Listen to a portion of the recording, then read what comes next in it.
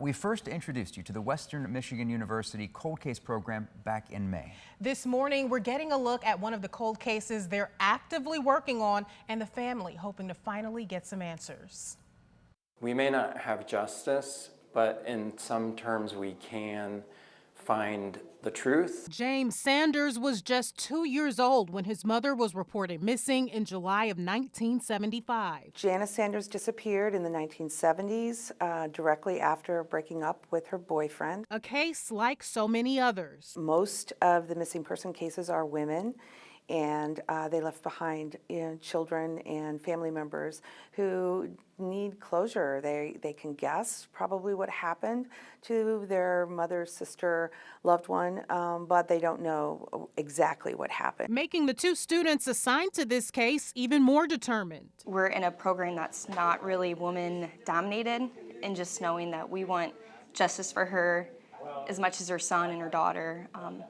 It's really special to be working on a case like this. Not much older than the students now working her case, Janice Sanders was 24 years old the last time she was seen in the parking lot of the restaurant where she worked. She was a wonderful, kind person, worked as a waitress, a single mom of two. Janice's ex-boyfriend was eventually charged with her murder and the murder of another ex-girlfriend.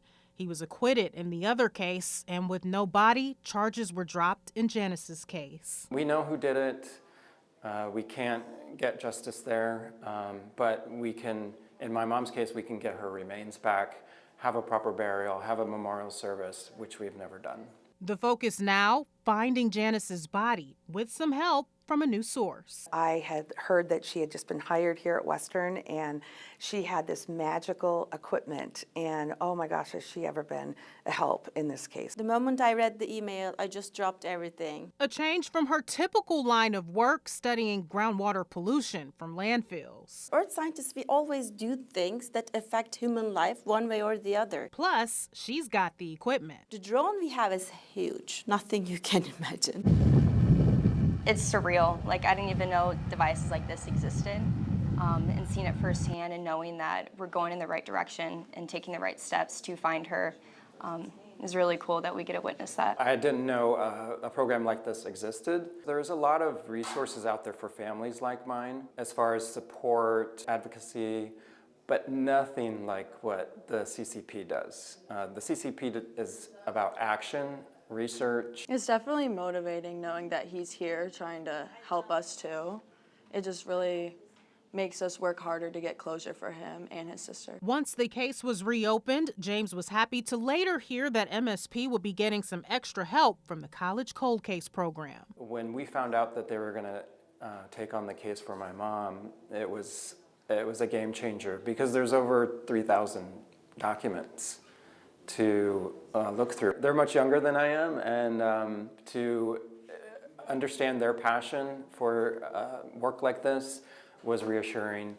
And they're smart. They're doing the work that is for the greater good. His home is in Phoenix, but James says he'll be staying in South Bend with his dad and regularly traveling to West Michigan for the foreseeable future. It won't be over until we do find her and bring her home.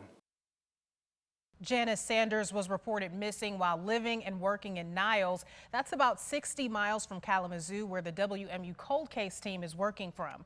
These students help to organize, even digitize thousands of case file documents to make it easier for the detectives to find the clues they need to solve these cases.